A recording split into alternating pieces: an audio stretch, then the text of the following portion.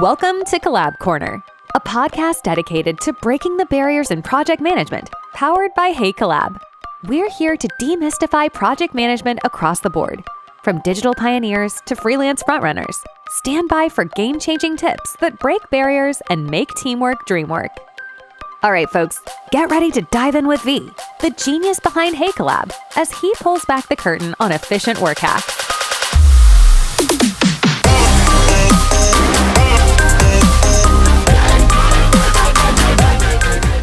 Hey everyone, it's V here with an episode called Classroom Clicks, HeyCollab's role in modern learning. Now, if you're a student, teacher, mentor, or perhaps somewhere in between, you'll want to tune in.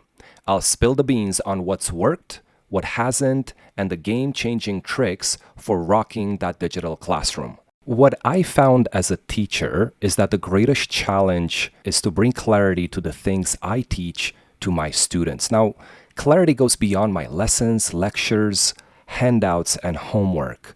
Clarity is shown by how I organize my content, how I conduct my asynchronous and synchronous communication with my students and faculty, and how I provide clear and efficient support to a remote audience. What I learned with my students is that the digital classroom should empower them to be successful and not be a stumbling block. If students have clarity on the lessons I teach and know what they need to do, my job is to boost them by rewarding the behaviors I want to see again. Now, to give you a brief background on what makes me an expert in the education sector, I ran a mentorship-based academy called C27 Academy for a little over 15 years. Now, C27 Academy is a subsidiary of a digital agency I founded called Creative 27. There's a lot of success stories that came out of that, and quite frankly, I feel privileged to have had the opportunity to teach throughout the years. Aside from that, I also taught through Springboard and across a number of various disciplines in person for over a decade. To help me dive into some of the details, I'd like to share with you a story, and we'll just call the story The 4 Smart Students. So one night, 4 college students were out partying late and didn't study for the test that was scheduled for the next day. In the morning, they thought of a plan. They made themselves look dirty with grease and dirt. Then they went to the dean and said they had gone out to a wedding last night. And on their way back, the tire of their car burst and they had to push it all the way back. So they were in no condition to take the test. The dean thought for a minute and said they could have the retest after 3 days. The students thanked him and said they would be ready by that time. So on the 3rd day, they appeared before the dean. The dean said that as this was a special condition test, all 4 students were required to sit in separate classrooms for the test. So they all agreed as they had prepared well in the last 3 days. The test consisted of only 2 questions with a total of 100 points. Number 1, your name. Number 2, which tire burst? The options were A, front left, B, front right, C, back left, or D, back right. So the reason I share that story is because I found that as a mentor, regardless of what I do, if students do not take the time to study and put in the effort, the fruits are just not going to be there. Now, the same I found to be true for me as a teacher or a mentor. If I did not take the time to prepare and organize my lessons, my handouts, homework, etc., I cannot expect my students to succeed.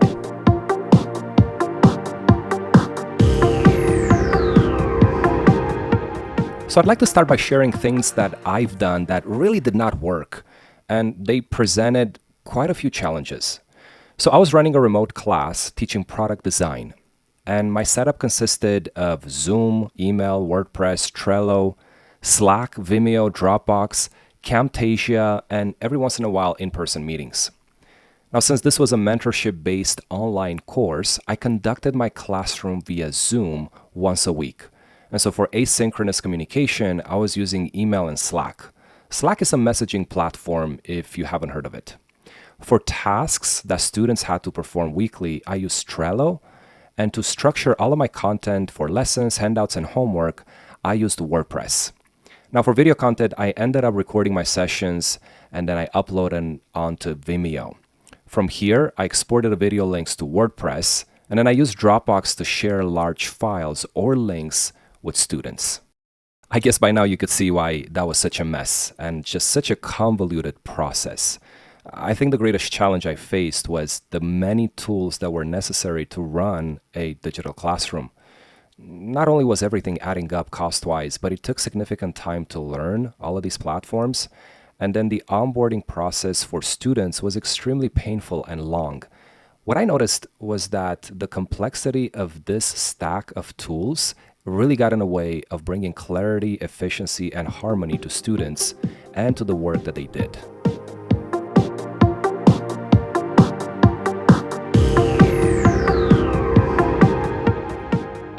What I want to focus on a little bit is what the ideal solution was in my mind. And so the ideal solution that I was looking for is to streamline, if not all the tools necessary to run this digital classroom, then the majority of them. What I was thinking that if I had one platform where I could conduct my video calls, record the sessions, share my screen, plan my video lecture and lesson plan, have a way to communicate with my students synchronously and asynchronously, share documents and organize the work that they do in one place, it would be amazing.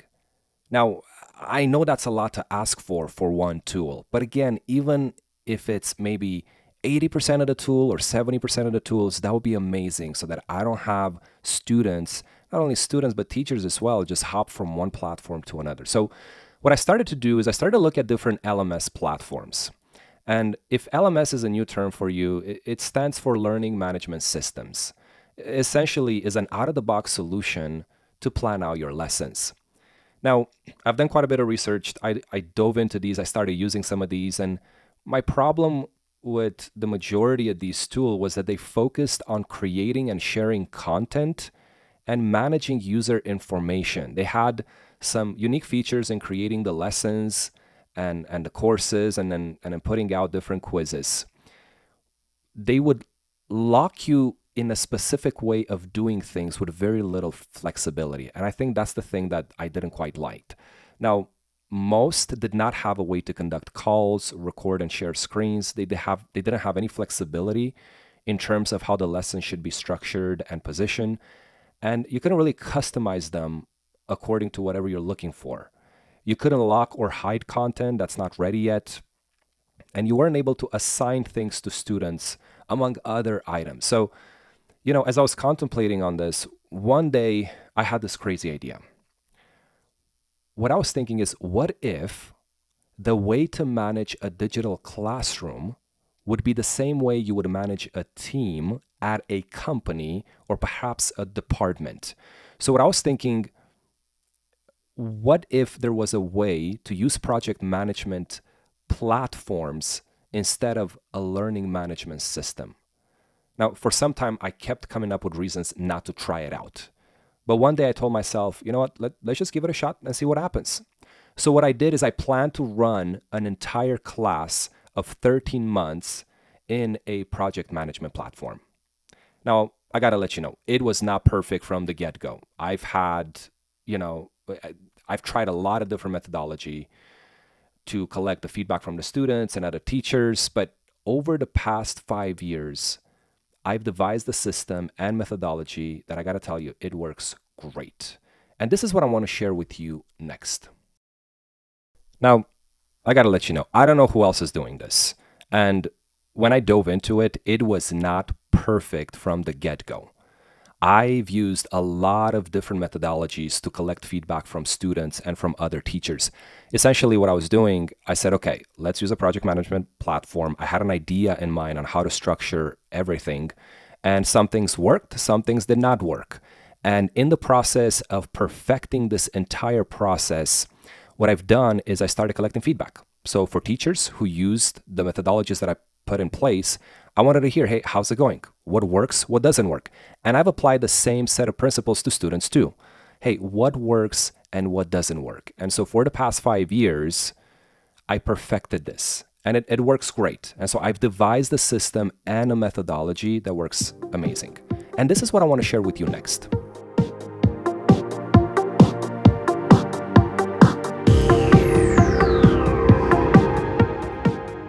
So I chose to do the setup in HeyCollab. And HeyCollab is a project management platform that was specifically designed to consolidate a number of tools that are necessary and essential to manage and coordinate projects. Now, it is free to sign up for HeyCollab, so if you wish to follow a similar setup, you're welcome to do so. The remote class I taught for this example was on product design with an emphasis on UI UX. And this class is a mentorship-based course. Now, what I did is I met with the class once a week for 2 hours, and I have an optional office hours on a different day for students who need extra support. Now, to get started, I created a workspace in HeyCollab and just labeled it Class of 23. This class was taught in 23. Now, each workspace has its own chat section where I can communicate with the students or post announcements. It's got video call where I can conduct our classes, task section where I set up my lessons, and files where students organize all of their work in folders labeled with their names. So the way that it works, when we meet, the video calls are conducted in HeyCollab. And so what I typically do, all the calls are recorded, and I post these in the messaging portion of HeyCollab after each class. What I found is that students who miss class can catch up easily this way. The setup that I found works best is to divide the entire program into weeks, since I meet with the class once a week. So in HeyCollab, what I do is I use a task-based Kanban board style to organize my weeks. Now, if this is confusing, just think about if you have columns where you put Post-its on, and each Post-it in each column represents a task. So for each week, I created a column and labeled it the appropriate week. So again, in each column, I created tasks with the lesson's name. And then what I did inside each task, I created subtasks with the individual names of the lessons. I had the descriptions and attachments and the pre-recorded videos, links, and any necessary files that were specific to the lesson I was teaching on. Now, I want to give you a concrete example. For instance, I created a column labeled week 6 through 9. So this particular lesson was a little bit longer. So this column was lesson 6 through 9. And again, in this column, you can put all of the tasks with the lessons that you want to cover in this time frame. Now, inside of this column, what I've done is I have a task labeled user experience design. And that is essentially the lesson that I'm teaching. And this task also has a due date or a time frame of 3 weeks. And the way it works in HeyCollab, if I added a time frame, then when I go to the timeline view, when I have all my lessons planned, it just gives you a nice view of when exactly you're going to begin a lesson, when is it going to end, if there's anything that needs to be overlapped, etc. Now, for the task description, I have an overview of the user experience design, what it is, why is it necessary, and what it entails. Now, for subtasks that are part of this task, I break them into several subtasks. And so some include the lesson, others include the reading assignments, and some of them include the exercises. So I break them down. And the reason this approach I think works is because students are used to seeing a task-based approach. So in their mind, they're understanding, okay, I just watched the lesson so that this task is complete. Next, there is a reading assignment as a separate task. Okay, I mark that as complete. Next, I have the homework, etc. And then each subtask has its own due date too. So there's never a question of, well, when am I supposed to work on this? When and if students have questions or comments regarding a lesson, they are posted in the comment section of each task. This way, everything is contextual. So for this lesson, user experience design, if a student has a specific question about this lesson, they just post that comment in that task.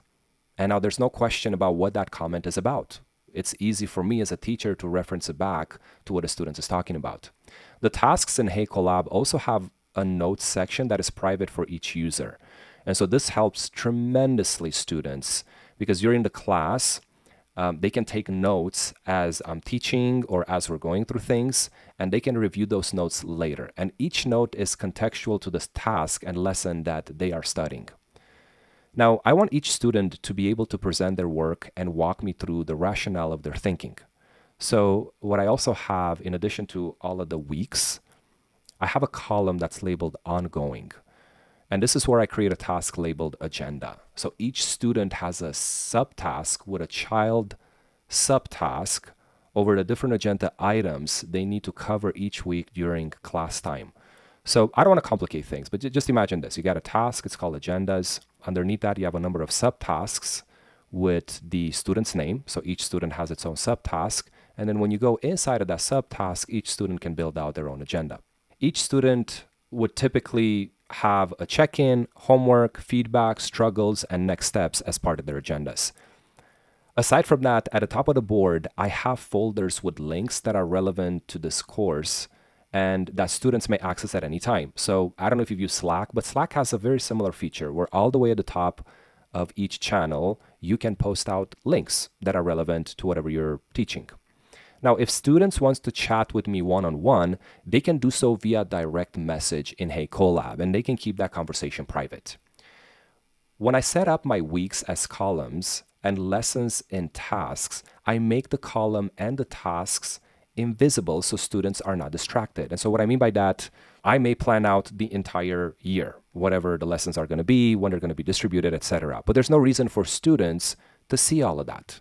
And so only once they are ready to dive into the specific lessons, only then I make them visible. Again, this is a setup that has worked tremendously well for me. This setup also has helped my students tremendously, and it was a significant improvement over my past setups. Students can join calls, they can communicate, view lessons, post their progress, and organize all of the work all in one place.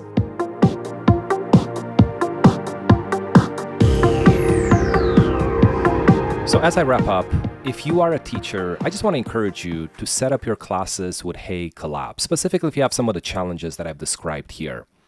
If you do so, just reach out to care@heycollab.com, as we would love to help you onboard and support you in this process.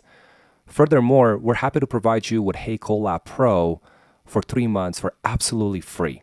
Now, if you're a student, just know that being organized is half the battle as you progress in your studies, and we want to support you in this journey. Just reach out to care@heycollab.com and let us know where you're studying, and we'll give you HeyCollab for free for as long as you're a student. Thanks for tuning into this episode of Collab Corner. If you're enjoying the show, please feel free to rate, subscribe, and leave a review wherever you listen to your podcasts. That helps others find the show, and we appreciate it. Also, to level up your teamwork game and to learn more about getting all the teamwork tools that you need in one place for less, visit HeyCollab.com. Thanks again for listening in, and we hope you'll join us on the next episode of Collab Corner.